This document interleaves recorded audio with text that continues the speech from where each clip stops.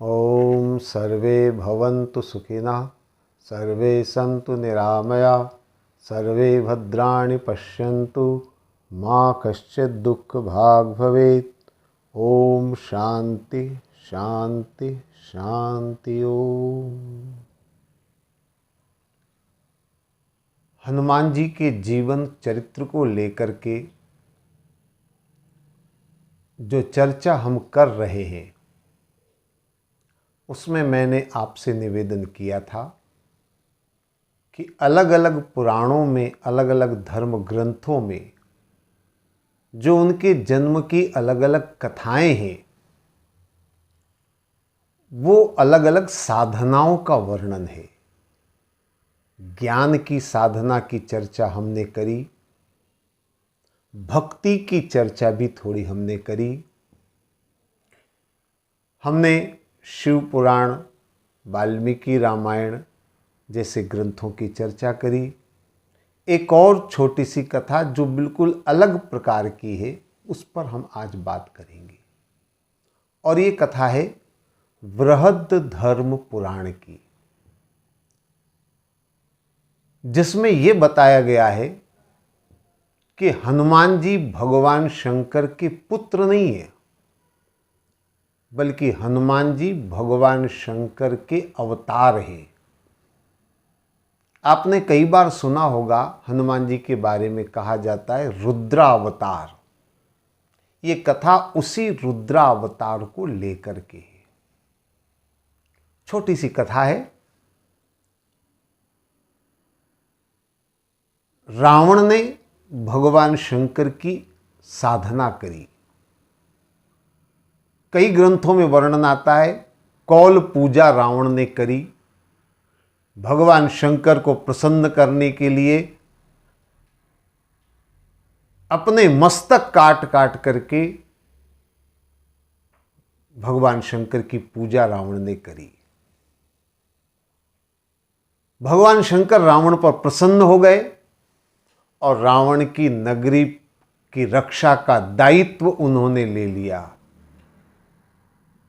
जब रावण की लंका नगरी की रक्षा भगवान शंकर करने लगे, तो भगवान शंकर को रावण के कुकर्म नजर आए, दुष्कर्म नजर आए। भगवान शंकर को बड़ा क्रोध आया। और जब भगवान शंकर को क्रोध आया तो उन्होंने कहा, इस दुष्ट की मैं रक्षा करूं? अरे मैं तो इसके विनाश में सहयोग दूंगा। तो माता पार्वती ने मुस्कुरा करके कहा, आपने रक्षा का वचन दे दिया है तो विनाश के सहयोगी आप कैसे बनेंगे? तो भगवान शंकर ने बताया कि रावण ने 10 मस्तक काट करके 10 रुद्रों की पूजा करके 10 रुद्रों को प्रसन्न किया, लेकिन 11वें रुद्र की उसने अवहेलना कर दिए। मैं उसी 11वें रुद्र से अवतार लेकर के रावण के विनाश में सहभागी बनूंगा। हालांकि कथा सुनते समय एक विचार मन में आता है, बेचारे रावण के पास 10 ही मस्तक थे और 10 उसने चढ़ा दिए, इसमें उसका दोष क्या है?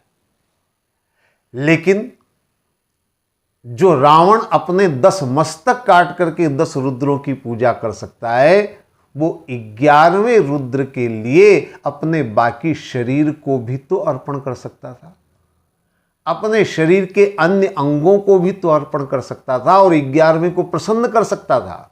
लेकिन रावण चूक गया। रावण ने 10 रुद्रों को प्रसन्न किया और 11वें रुद्र की अवहेलना करी और उसी से 11वें रुद्र से हनुमान जी ने अवतार लिया। राम कथा में ऐसा कई ग्रंथों में वर्णन आता है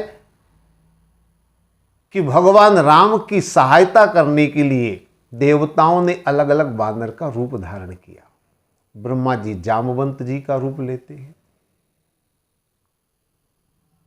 और इसी तरह से सूर्य जो है वो सुग्रीव का रूप लेते हैं।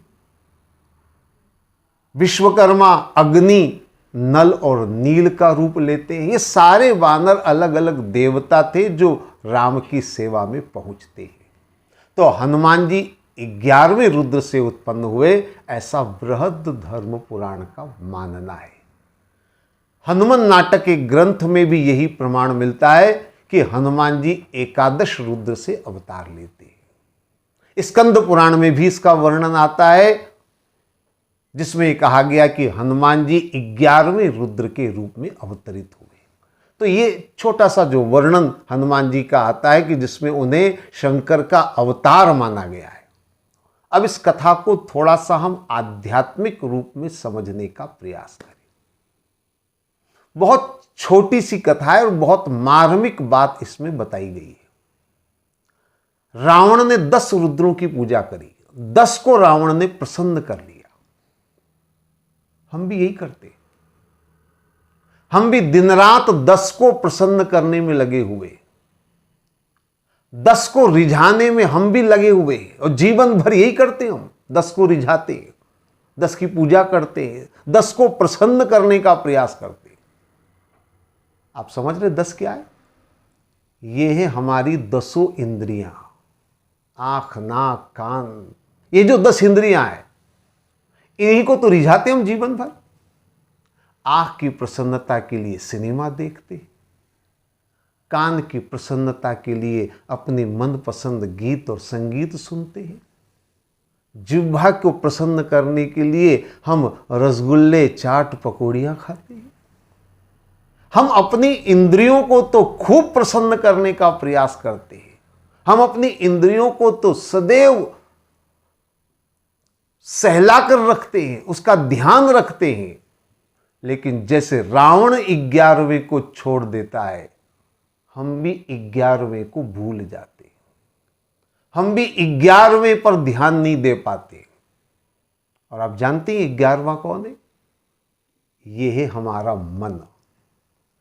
जब तक 11वां प्रसन्न नहीं होगा, जब तक हमारा मन प्रसन्न नहीं होगा, और याद रखिए 10 इंद्रियों को भोग के द्वारा प्रसन्न किया जाता है, लेकिन मन की साधना अगर करनी है तो भोग को छोड़कर योग के मार्ग पर चलना होगा। रावण की 10 मस्तक काटकर 10 रुद्रों की पूजा करना यानी भोग की तरफ रावण का जाना है।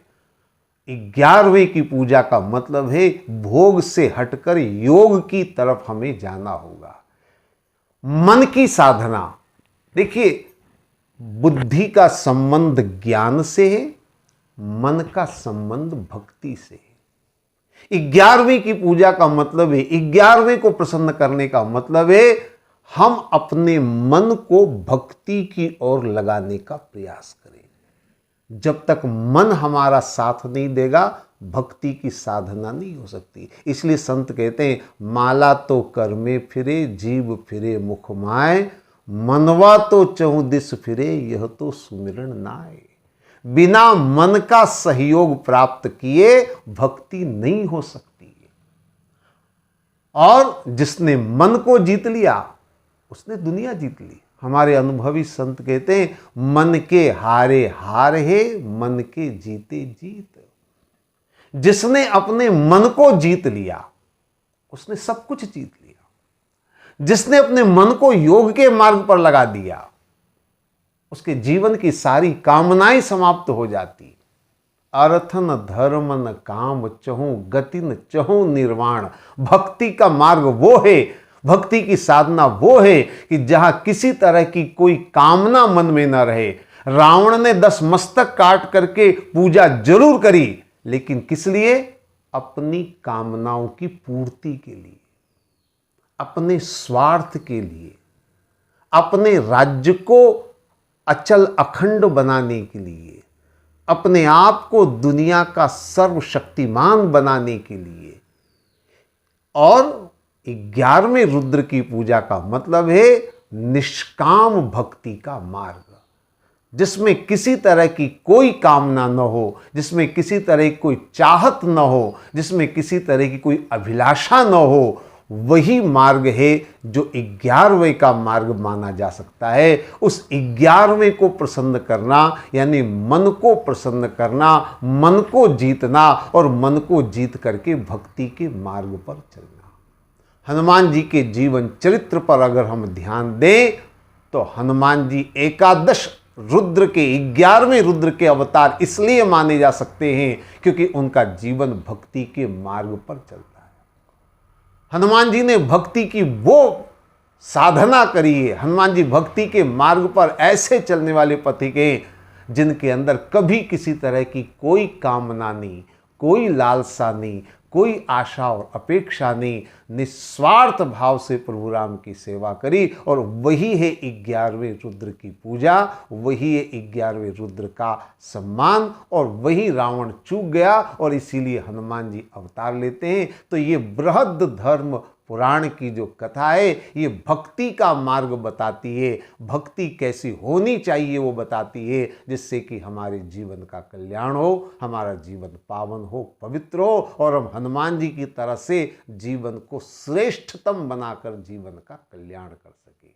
ओम शांति शांति।